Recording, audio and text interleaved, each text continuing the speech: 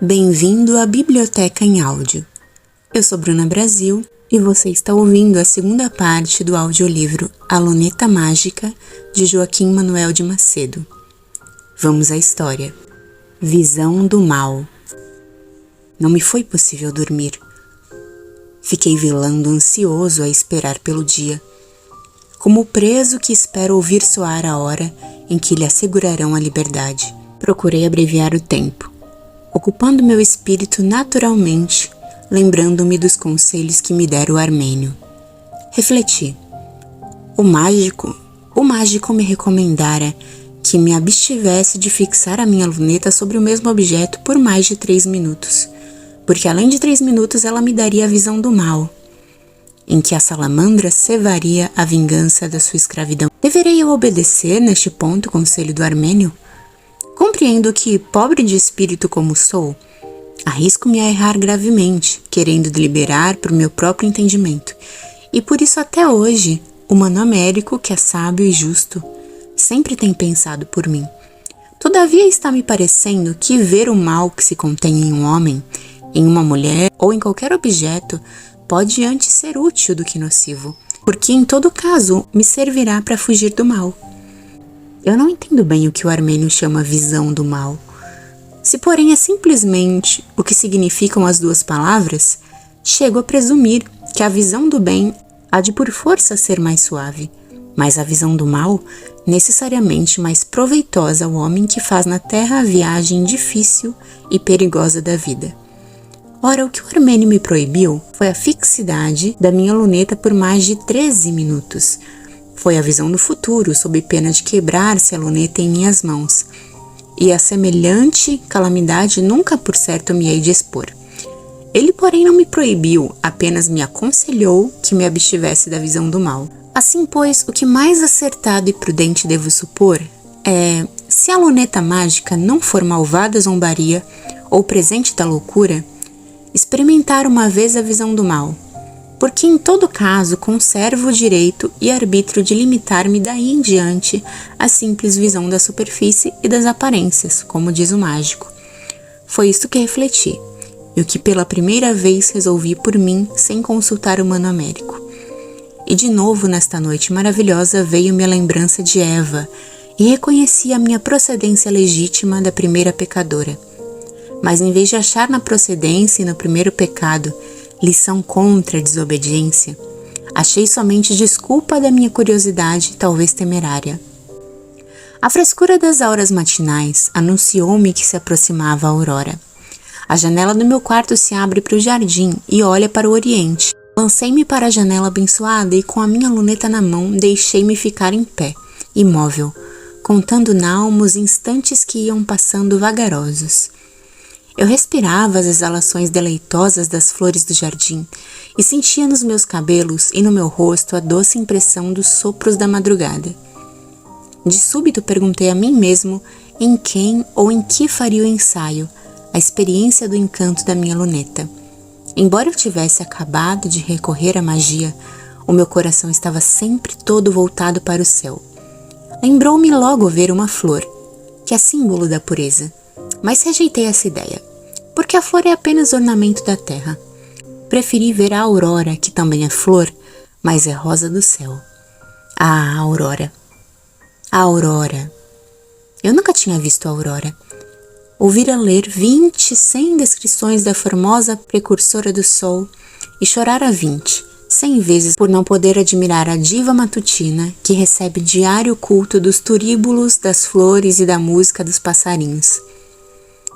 A aurora é a rosa do céu, que antes de tudo mais quero ver, se puder ver. É a aurora que é pura, que é o sorrir do sol mandado de longe à terra.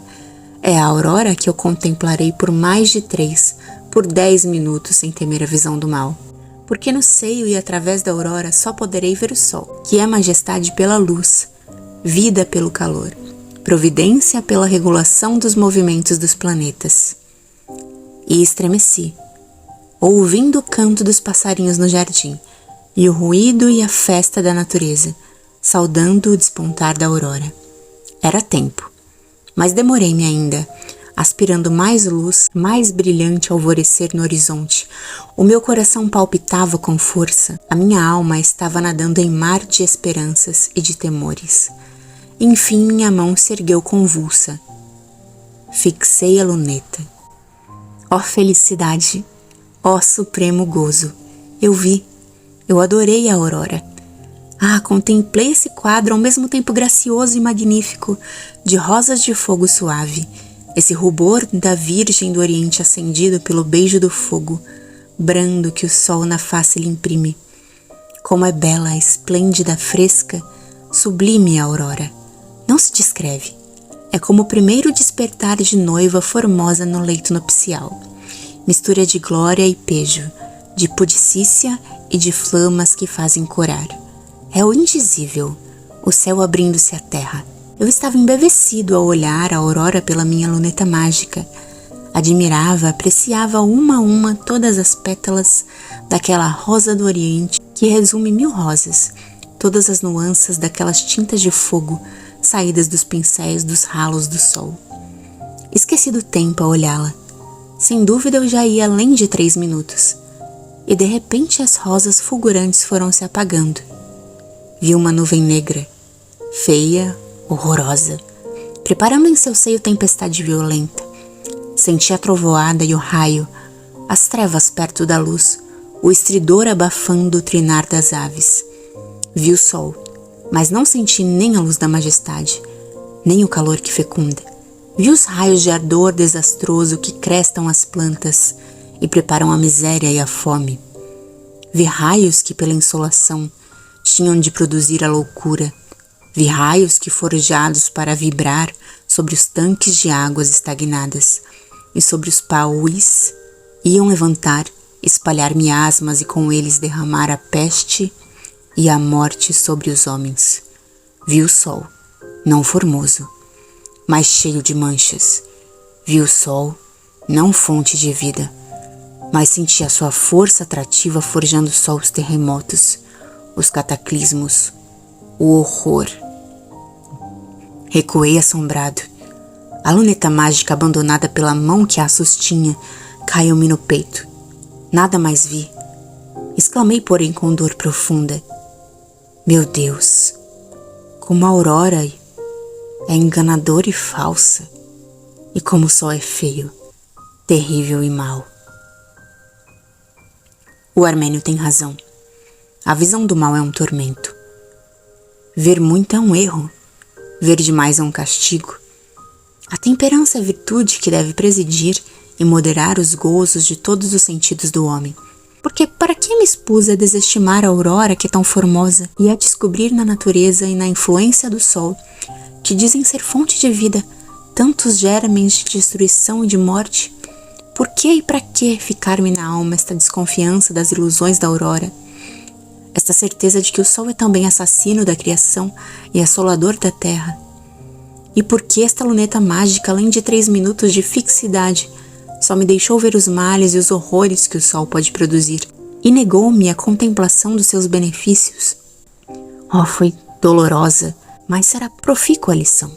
Doravante saberei defender-me da vingança terrível da salamandra escravizada. Aborreço. Não experimentarei mais a visão do mal. Basta-me a visão da superfície e das aparências. Se o mundo é de enganos, se a vida é de ilusões, se na terra a felicidade do homem está nas ilusões dos sentidos e nos enganos da alma, eu quero iludir-me e enganar-me para ser feliz. Vem, minha luneta mágica, vem! Mas para que eu te fixe somente 2 minutos sobre cada objeto. E eu fixei a luneta nas flores, cujo matiz e cujas cores variadas e belas enfeitiçaram meus olhos. Fixei-a nos passarinhos, nas borboletas, nas folhas das árvores que ainda lacrimejavam gotas de orvalho, e festejei estes tesouros da natureza, que ouvia e distinguia perfeitamente pela primeira vez. Gozei uma hora de inexplicável encantamento, muito, muito. Mas preciso é confessar que estes momentos suavíssimos, embora, foram sempre perturbados por 2 sentimentos que de certo modo os deixavam incompletos. Fixando a minha luneta, eu sentia logo e quase ao mesmo tempo medo e curiosidade. Medo de esquecer o tempo e de chegar à visão do mal. E curiosidade teimosa, insistente e insidiosa e cada vez mais forte dessa mesma visão do mal. Pouco a pouco venci o medo, medindo instintivamente os minutos. Não pude, porém, vencer, domar a curiosidade, que em luta aberta com a minha razão, martirizava-me, aguçando um desejo fatal. Essa curiosidade era como a tentação do demônio que nos arrasta ao pecado. Meus lábios haviam já tocado uma vez na taça oferecida pela tentação, e o veneno que eu bebera abrasava o meu seio e eu tinha sede devoradora da visão do mal. A salamandra, o gênio, o demônio tentador estava incessantemente a dizer-me ao ouvido que eu era senhor de um poder, de que nenhum outro homem, nem sábio, nem rei, podia usar e aproveitar-se e que só a fraqueza de ânimo ou os hábitos rudes da mais triste ignorância explicariam o abandono, o sacrifício desse poder encantado que me fazia penetrar e ler no íntimo dos seres. E foi no instante em que mais violento era o combate da curiosidade com a razão que, divagando, passeando com a minha luneta, vi a prima Nica entrar no jardim. Fitei-a. A prima Nica estava vestida de branco e com os cabelos soltos.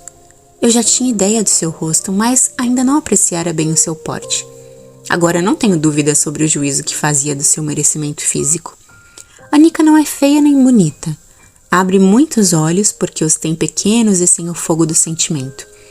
Seu rir é triste. Sua cintura delicada, os braços são tão finos que movem dó, e os pés tão grandes que fazem pena. Tem cabelos pretos, finos e bastos. O seu parecer, porém, a sua figura, o seu andar, são de um desenxabimento que desconsola. O melhor dom que a natureza lhe deu foi a voz, que é doce e maviosa como a queixa de uma santa. Retirei a luneta antes de passar o 3º minuto, mas imediatamente senti um impulso da curiosidade que se tornava irresistível. Esqueci o protesto feito, esqueci a dor da primeira experiência da visão do mal. Esqueci e sufoquei a razão que ainda me falava, condenando o desejo imprudente e dizendo a mim mesmo: preciso saber com quem vivo. De novo fitei a minha luneta sobre a prima Nica, que estava dando os bons dias às suas flores. A princípio eu vi somente o que já tinha visto, que ela não era nem bonita nem feia, mas notavelmente desenxabida. Passados 3 minutos, não lhe vi mais o rosto nem a figura. Vi-lhe o coração e a alma. O coração era uma pedra de gelo. A alma era o espírito reduzido a cálculo. A alma era como o seu olhar sem o fogo do sentimento. No seu coração lia a indiferença e a tristeza. Na sua alma, a ambição de um marido rico que lhe desse mais o gozo da mesa do que o esplendor do luxo e das festas. É a mulher fria, egoísta positiva, material, incapaz de amizade e ainda menos suscetível de amor. Mulher que, sendo esposa, nunca desejaria um filho, nem teria zelos do marido. Mulher sem caridade, porque só vivia ocupada de dormir bem, comer bem e passar bem. Encontrei a minha imagem na alma de Nica, mas a minha imagem estava ali, como se for um X em um problema de álgebra. Eu era em sua alma uma hipótese de marido, e como letreiro, como o nome da minha imagem, li em caracteres aritméticos a soma das legítimas, das heranças que me haviam deixado meu pai e minha mãe. E mais viva do que a minha imagem, via do Mano Américo, que é muito mais rico do que eu, sem dúvida porque ele, pensando por dois, pensava mais e melhor em si do que por mim e em mim. Via a imagem do Mano Américo, outra hipótese de marido, mais desejada, mais afagada do que a minha hipótese, mas só com afagos de cálculo e sem um ligeiro afago de amor. E à exceção do gelo e do cálculo, coração morto na vida, alma estéril, seca, inóspita. A Nica é a mulher do egoísmo sublime.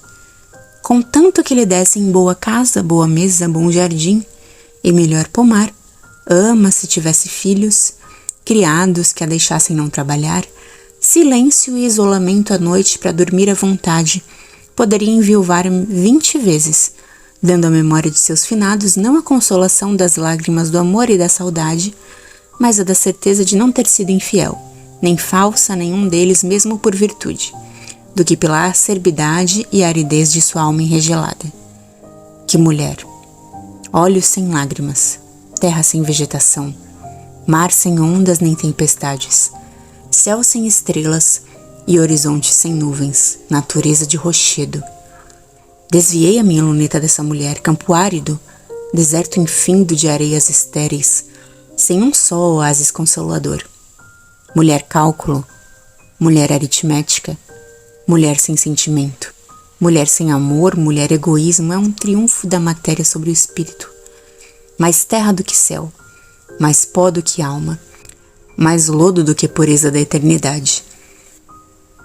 É a mulher monstro que calunia a mulher criada por Deus. É um assombro que se faz admirar pela hediondez.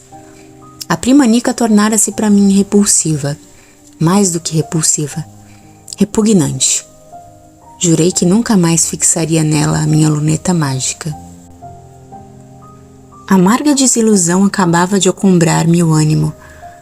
A prima Nica que tanto procurava agradar-me e que recorria aos apólogos para manifestar-me a ternura dos seus sentimentos. A prima Nica que eu reputava o símbolo do amor mais puro e desinteressado. Não era mais do que uma mulher insensível, egoísta e somente preocupada dos gozos da vida animal. Eu nunca sentira amor pela prima Nica, mas votava-lhe amizade fraternal e experimento verdadeira mágoa, reconhecendo que não mais posso estimá-la como dantes. Doce amizade, é uma flor de menos no jardim do meu coração. Entretanto, não me arrependo de haver-lhe devassado a alma e descoberto a verdade dos seus sentimentos mesquinhos e vis. Esta senhora, pelo menos, não há mais de enganar-me. As vozes do Mano Américo e da tia Domingas, que entrando juntos no jardim dirigiram gracejos a Nica, chamaram a minha atenção. Eu já não combatia mais a curiosidade da visão do mal. O conhecimento a que eu chegara da falsidade da prima Nica me excitava o desejo de esmerilhar os segredos de outros corações. Lancei a luneta sobre o Mano Américo e observei-o. Mancebo de agradável parecer, é pena que seus olhos, aliás bonitos, não tenham firmeza no olhar, que não se demore em objeto algum e parece ou temeroso ou movido por preocupações do espírito a divagar estonteado, ou a fugir à observação dos homens. Além desse defeito, notei que sua boca escapara de ficar sem lábios, tão finos são estes, e que o seu sorrir mostrava ser antes uma concessão artificial de aparente alegria do que sinal espontâneo de íntima ledice. E passaram 3 minutos. Minha cega e imensa credulidade. O político patriota era apenas um ambicioso vulgar. O nome da pátria era uma alavanca. A dedicação ao povo um meio de construir escada. Américo queria subir, queria ter influência, mas nem ao menos por vaidade, ou também um pouco por vaidade, somente porém por cálculos de fortuna, somente para explorar as posições oficiais em seu proveito material. Desprezava as graças, os títulos nobiliários, o brilhantismo da corte, as fardas de ricos bordadas de ouro, mas desejava tudo isso como sinais de importância pessoal para negociar ainda mesmo com as exterioridades. Talentoso, instruído, hábil, vende-se ou vender-se-á, aluga-se ou alugar-se-á, sem parecer que o faz. Ostenta e ostentará independência e abnegação, não pedindo jamais ao governo favor algum para si, mas fará questão de um contrato, cuja celebração irá dar contos de réis à sua mesa de advogado. Fará questão de um privilégio para a empresa de que não é, nem será acionista, mas cuja gratidão já foi em segredo ajustada. Sua eloquência será ameaça viva a todos os ministérios novos. O leão parlamentar, porém, se deixará levar por um fio de seda, que ele transformará oportunamente em corrente de favores, não para si, só para amigos cujo reconhecimento nada tem com as suas relações com os ministros. E servirá ao Estado, e será patriota também e subirá, e há de ser grande na sua terra. Dá o nome de amigos a 3.000 conhecidos, sabe angariar simpatias, colhe os frutos de 1000 préstimos e não é amigo de homem algum, sabendo todavia servir com empenho aqueles que têm de servi-lo em dobro depois. Mas serve só e sempre como intermediário, dando o tempo que emprega para pedir e obter. Em relação à família, Américo negocia com a legítima paterna da prima Nica, com a fortuna da tia Domingas e com a minha. Convenceu-nos a todos de que perdêramos a 4ª parte do que possuíamos na quebra das casas bancárias. Ele, porém, ganhou nessa crise 75% da soma das nossas 3 fortunas prejudicadas.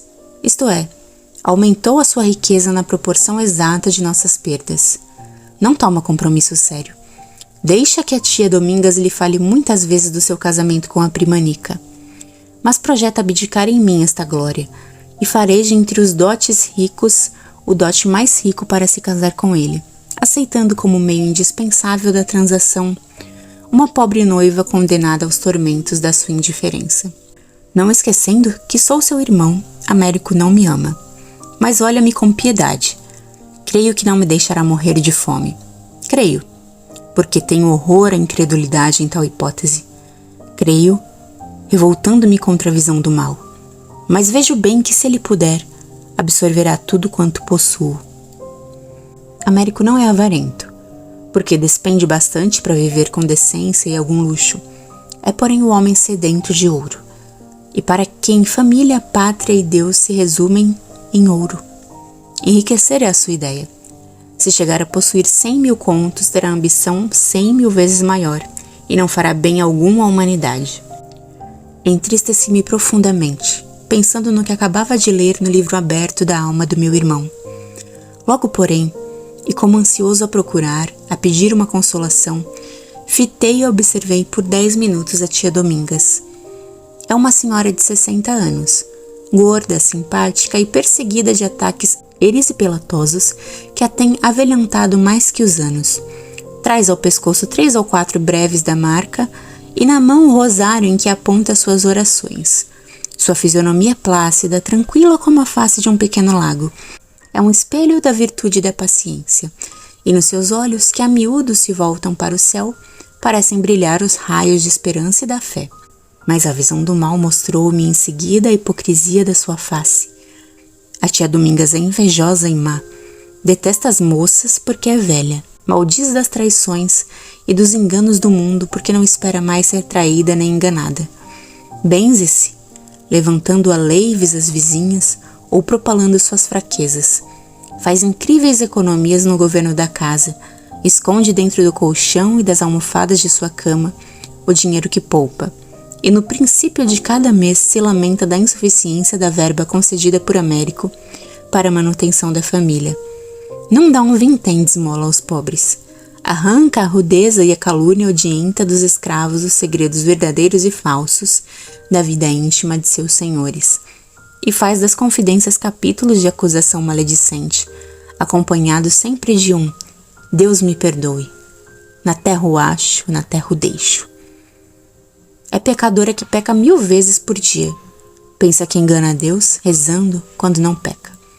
Tem no mundo um amor. É sua filha. Aborrece Américo, mas finge que o estima para ver se consegue casar a Nica ou com ele, ou em último recurso comigo. Aborrece-o porque ele inveja a riqueza que ele acumula.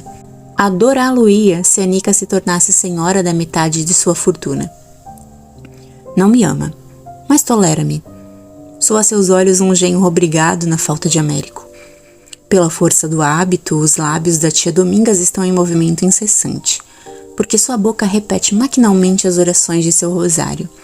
Interrompe, porém, as orações a cada instante no governo da casa para proferir pragas contra os escravos, chamando 1000 vezes pelo nome do diabo, mas não tem ideia deste pecado, porque reza como peca e peca como reza, sem intenção nem consciência.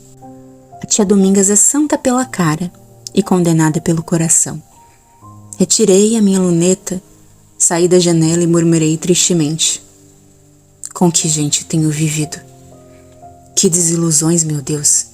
Que desgraça é perder como perdi a confiança nos parentes e o amor que eu sentia por eles.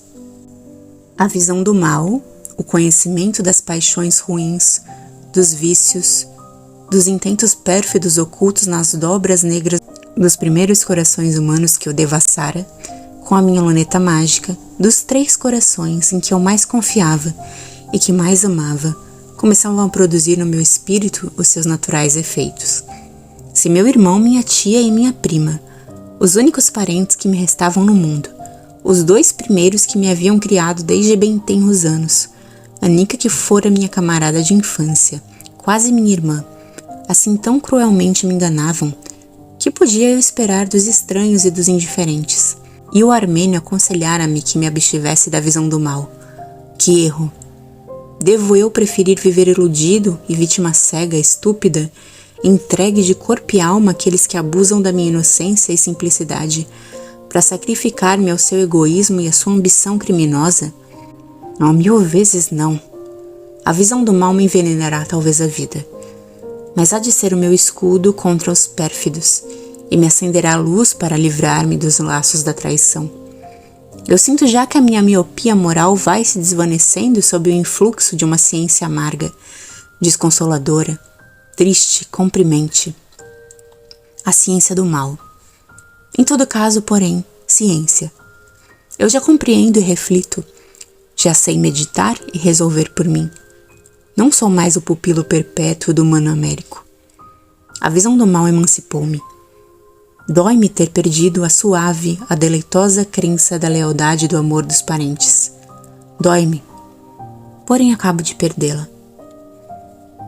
A miopia moral, a ignorância completa do mal, a inocência conservaram-me até esta manhã franco, simples, sem uma nuvem de suspeita na alma, sem desconfiança dos outros e com o coração aberto, transparente aos olhos de todos.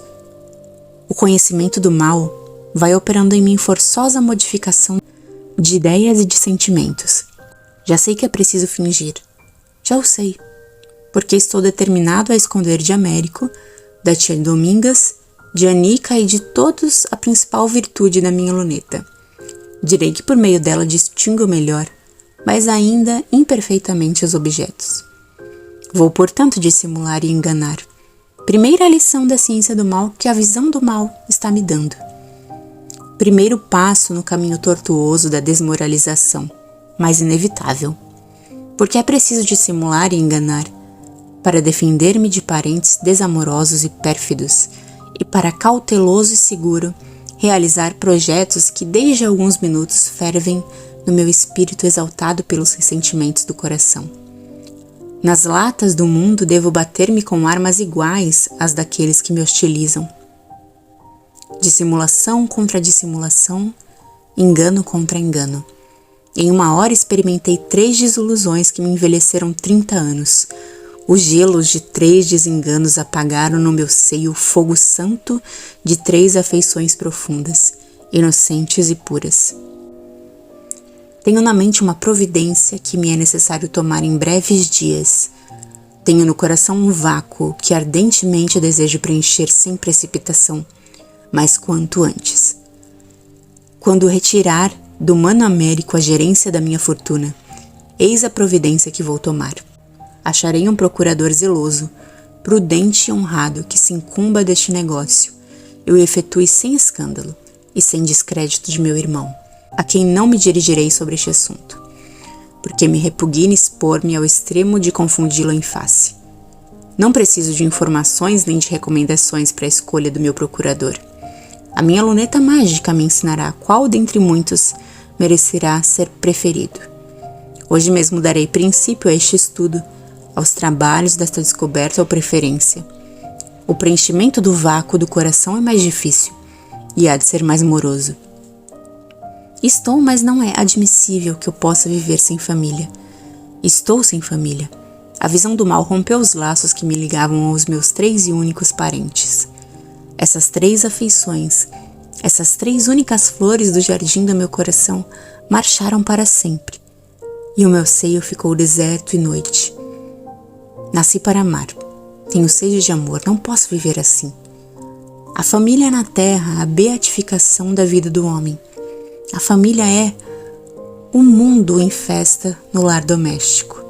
A família é a imensa vida de amor, em que se identificam algumas vidas que se amam, que se abraçam, que se completam. A família é a consolação no infortúnio.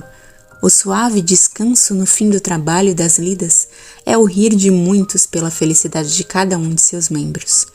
É na extrema hora o colo em que se encosta a cabeça para dormir o último sono. É o pranto de amor que orvalha a sequidão da morte. A mão de amor que, religiosa, fecha os olhos do morto. Eu quero ter família. Não posso viver sem ela. Estou como enjeitado que sai do hospício. Estou só, sem um parente. Estou deserto e noite, e aspiro sociedade e luz. O enjeitado não tem, mas pode criar e cria uma família para si. Procura uma mulher e abre-lhe o coração. A mulher o faz esquecer o deserto e a noite do passado, dando-lhe a sociedade e acendendo-lhe a luz do presente e do futuro. A mulher é a placenta da família, é a criação privilegiada, a última e a mais mimosa criação de Deus, que em um sorrir divino nela derramou a graça que encerra o encanto da vida do homem. Eu quero procurar uma mulher jovem, bela e pura, que me dê família. Eu estou deserto e noite. Quero receber a companhia do coração e a luz dos olhos de uma mulher formosa e santa. Quero um anjo, a cujas asas brancas me prenda para sair do deserto e da noite. Avalio bem as proporções imensas da minha aspiração, mas a luneta mágica me deixa ler os segredos de todas as almas, e mercê desse encanto privilégio, hei de achar o botão de inocência que almejo, a noiva, anjo da terra que adorarei perpetuamente. À mesa do almoço apareci com a minha luneta, e causei surpresa. Disse que, auxiliado pelo poderoso vidro, podia ver melhor do que dantes, embora menos do que desejava. Mas acabando de almoçar e usando da luneta, servi-me de um palito sem pedir que me dessem. Diante dessa prova evidente de que já me era fácil distinguir um palito, o Mano Américo abriu a boca espantado. A tia Domingas benzeu-se e a prima Nica consertou com faceirice as dobras e o laço do seu fichu, que aliás não tinham desconcerto algum. Enfim, meu irmão e minha prima deram-me uns parabéns que me pareceram muito dessaboridos.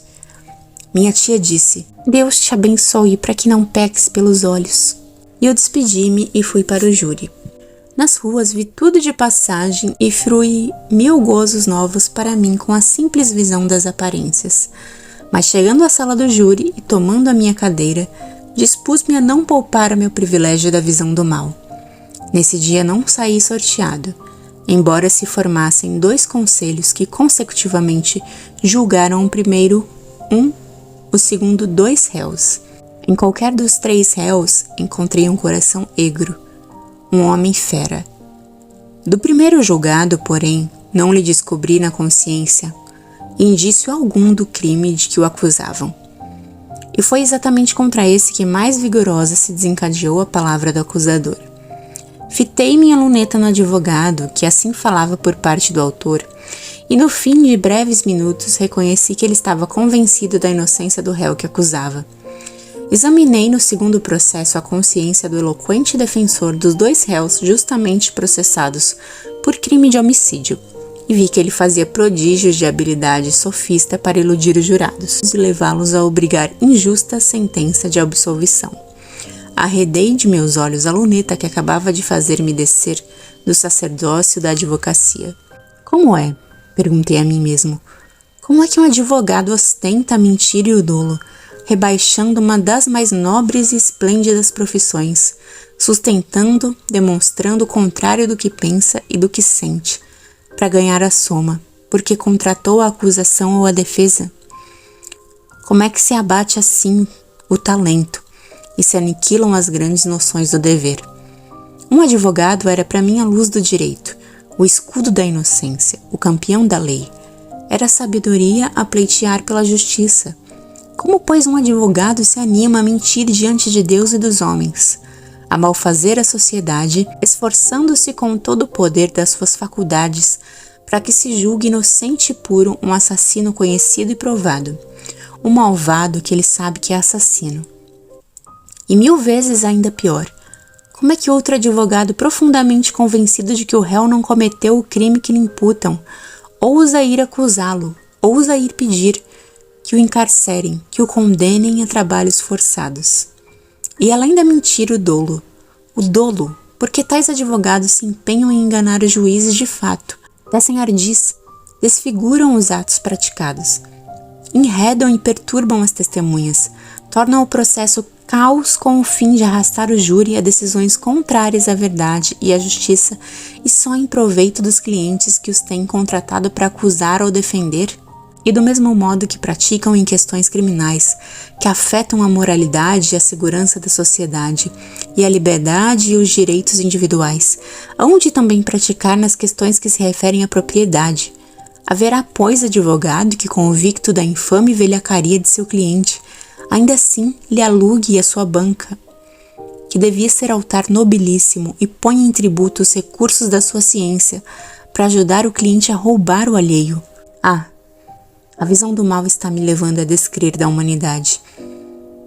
Tu me serás talvez fatal, mas eu te quero e não te dispenso mais porque tu és luz, embora sejas luz do inferno. Entre o primeiro e o segundo processo tivemos uma hora de folga, que tanto durou o conselho secreto. O meu velho amigo, cujo nome quero agora declinar, o Sr. Nunes, veio sentar-se junto de mim. Apertei-lhe a mão com força, prazer e confiança, pois era ele que eu devia o ter ido à casa do Reis, onde encontrei o maravilhoso Armênio. Então, perguntou meu velho, que tal achou a luneta? Estou ansioso por sabê-lo. Não dormi um instante toda a noite. Que me diz da luneta? É admirável, meu amigo. É na verdade mágica? Estupendamente mágica. Conte-me alguma coisa. Contei-lhe tudo. Cometi um erro, sendo completamente franco na exposição de todas as minhas experiências, e outro, ainda maior, na confidência dos meus 2 projetos, o de encarregar a um procurador hábil o arranjo dos meus negócios com o Mano Américo, e o de criar para mim uma família, casando com uma jovem formosa e pura. O velho Nunes sorriu-se agradavelmente com a expansão da amizade, apertando-me as mãos e desfazendo-se em felicitações. A alegria irradiava-lhe dos olhos e do rosto. Que excelente e nobre homem! Que diferença entre ele e os meus 3 parentes! No fim de alguns minutos em que me pareceu refletir, disse-me: eu creio que nasci predestinado para lhe ser útil. Já lhe devo muito, e vai-me dever mais. O seu primeiro projeto é justo, mas arriscado. Por quê? Mal podes calcular como são alicantineiros, pauros e vorazes quase todos os procuradores e solicitadores que por aí andam, e receio muito vê-lo cair nas garras de algum desses trapaceiros. Pensa? Mas ainda bem que eu sou também solicitador no foro da corte, e tenho orgulho da reputação de probidade e dedicação, que ninguém ousa disputar-me. O trabalho me sobra, e o tempo me falta, mas para servi-lo ofereço-me de corpo e alma para concluir em poucos dias todos os negócios que tem com seu irmão e sem escândalo nem desgosto.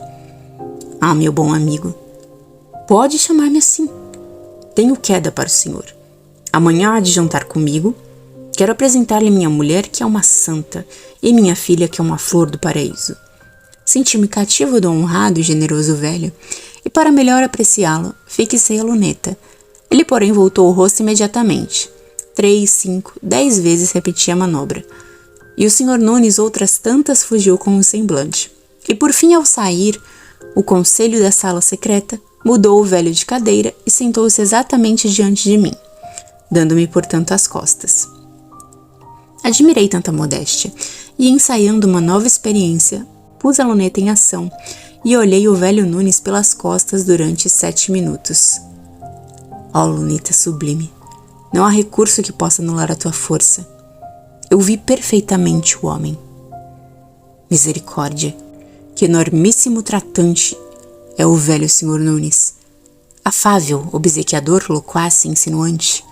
Sabe um por um todos os segredos das traficâncias que desmoralizam o povo. Tem falsificado documentos, rasgado e sumido folhas de autos, já furtou a firma de um juiz, já solicitou pró e contra em mais de 20 causas, tem comprometido interesses, demolido fortunas e ainda não entrou na casa da correção. Aluga-se quando não lhe convém vender-se e vende-se apenas se lhe chegam ao preço. Tem de seu mais de 100 contos de réis torpemente adquiridos e é usurário de profissão. Surrava os escravos sem piedade. Vendeu-os todos há poucos meses, arremata outros em praça para vendê-los em breve prazo e é entusiasta da emancipação. É cabalista admirável de eleições. Tem sido eleitor por todos os partidos e votado como eleitor nos candidatos que lhe compraram os votos por dinheiro e por transações que valem dinheiro. Exalta os gozos suaves e a santidade do lar doméstico, e no lar doméstico dá pancadas na mulher, que o teme e que o detesta, e vive em guerra aberta com a filha porque ela em doces e costuras que faz ganha somente bastante para se vestir. E o que é mais, eu vi, e me encontrei e me reconheci nos cálculos da mente do velho Nunes. Ele sabe melhor do que eu a quanto chega a minha fortuna. Planeja explorá-la em seu proveito, desacreditar, infamar meu irmão ou negociar com ele em meu prejuízo, e finalmente concebeu a ideia de casar-me com a sua filha. Tive horror do execrável Nunes, a quem mais nunca darei o nome de velho amigo. Senti-me, porém, desconsolado e triste, descobrindo tanta malvadeza em que supunha tanta bondade e virtude. É ainda uma desilusão. É ainda um turvo desengano e arrastar-me-á a desconfiança e talvez em breve ao aborrecimento dos homens. Saí do júri mais sombrio e abatido do que os réus que por ele acabavam de ser condenados.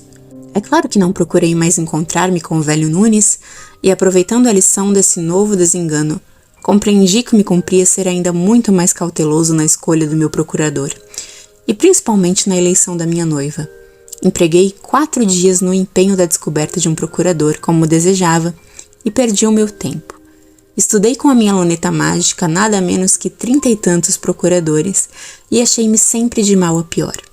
Pareceram-me todos eles verdadeiros procuradores do epigrama de Bocage. Os que se diziam melhores e passavam por mais hábeis e dedicados eram os piores pela mais refinada arteirice e profunda malícia. No fim dos 4 dias senti-me tonto, aborrecido, desesperado e com a convicção tristíssima de que não encontraria procurador que pudesse merecer a minha confiança. Que homens, disse comigo mesmo, que gente desmoralizada, ardilosa e má. Isso será talvez devido à influência do ofício.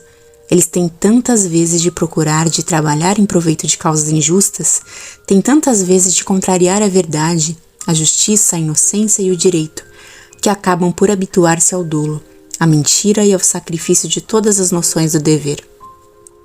Há de ser assim, e nem pode ser de outro modo, porque a minha luneta mágica, que me faz ver no íntimo dos corações, não me deixa cair em falsas apreciações.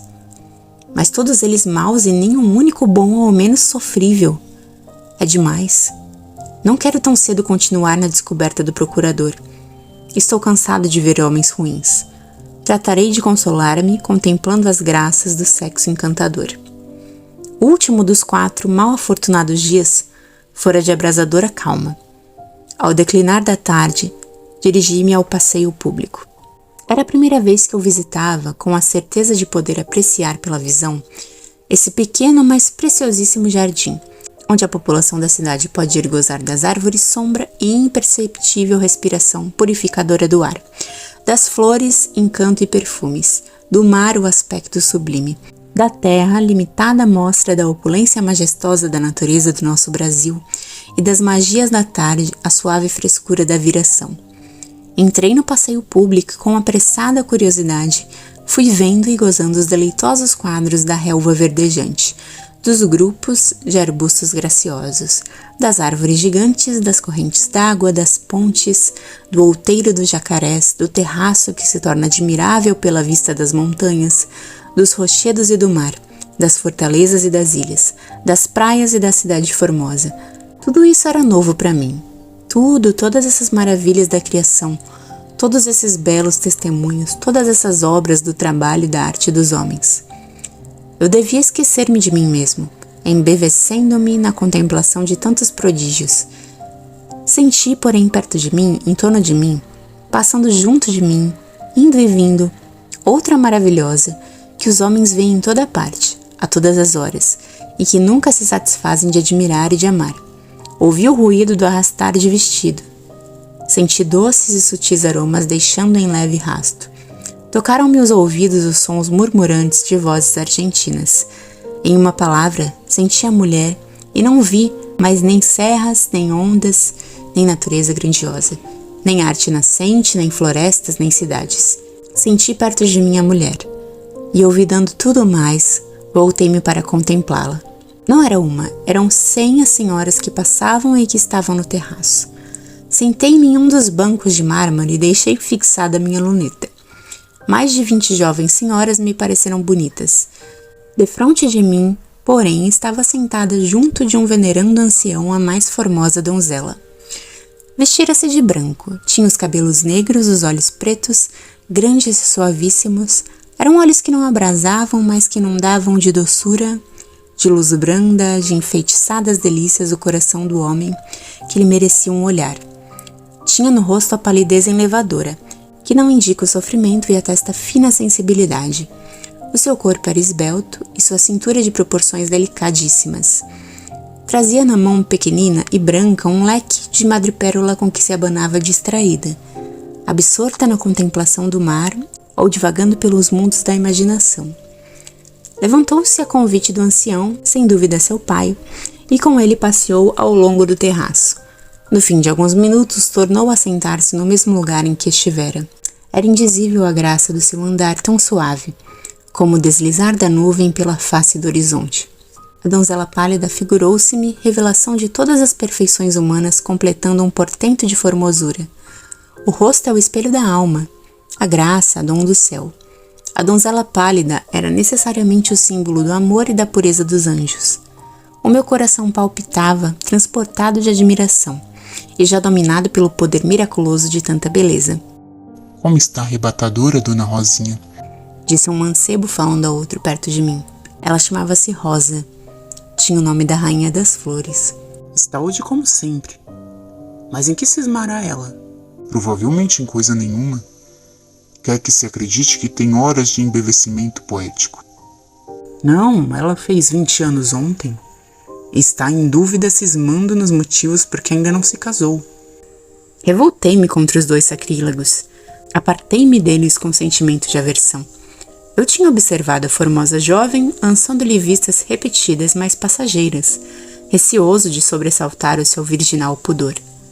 Não pude, porém, resistir por mais tempo ao ardente empenho da adoração da sua alma, e fitei nela minha luneta por mais de 3 minutos.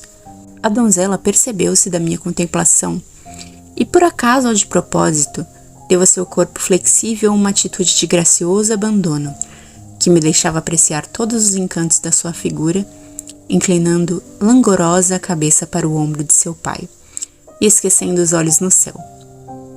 Foi para mim um abismo de magias, um arrebatamento do espírito e irresistível perdição de toda a minha liberdade durante 3 minutos. E no fim de 3 minutos o coração da donzela se patenteou a meus olhos, e os segredos de sua alma se revelaram à visão do mal. O demônio das contradições absurdas reunira naquela alma de mulher formosa a vaidade mais descomedida, a inveja mais violenta e cruel. Rosa julgava-se a mais encantadora e bela das mulheres e invejava de uma os cabelos loiros, de outros olhos azuis, de sua mãe o vestido mais rico, de sua prima a voz de contralto, da amiga de infância uma prenda que lhe faltava, da noiva desconhecida a fortuna do casamento. Invejosa, aborrecia todas as senhoras, vaidosa, queria ser amada, requestada por todos os homens. Pela inveja era mordaz, maldizente, intrigante e aleivosa. Pela vaidade era imprudente e louca. Coração corrompido. Não poupava sorrisos, nem olhar animador, nem palavras comprometedoras para prender um namorado. O que era em solteira prometia ser quando casada, namoradeira sempre, e pela combinação da vaidade e da inveja com a sua organização e suscetibilidade nervosas, havia de impor-se absoluta dominadora do marido, a quem não amaria como marido e só olharia como escravo. frenética, doida em ímpetos de brutais ciúmes, não derivados de amor, rancorosa, raivosa, dissipadora, sem consciência do dever, sacrificando por uma noite de baile um ano de pão para a família, não hesitando em reduzir à miséria pai e esposo para alimentar o seu luxo, só pensando nos gozos da ostentação e de apaixonados cultos na terra, sem fé, sem religião. Em moça era tentação infernal, velha havia de ser o desgosto de si própria degenerado, em malvada ira contra todos, em vaidade condenada, em inveja corroída, em aborrecimento do mundo, e em ódio a todos elevado a expansões delirantes, capazes de transformar o lar doméstico em geena desesperadora. Eu vi tudo isso, e ainda mais podia ver, porque longe ainda deviam estar os 13 minutos que limitavam a visão do mal. Podia e tinha mais que ver naquele coração desgraçado, mas não quis. Tive horror de um ponto que se ia esclarecer. Tive horror. Deixei cair a luneta e, amaldiçoando a inveja e maldizendo a vaidade, fugi, correndo precipitado para fora do terraço. Você acabou de ouvir a segunda parte do audiolivro A Luneta Mágica. Para não perder os próximos vídeos que o compõem, se inscreva no canal e ative o sininho das notificações. E se você gostou desse vídeo, deixe sua curtida e um comentário. Te espero na parte 3.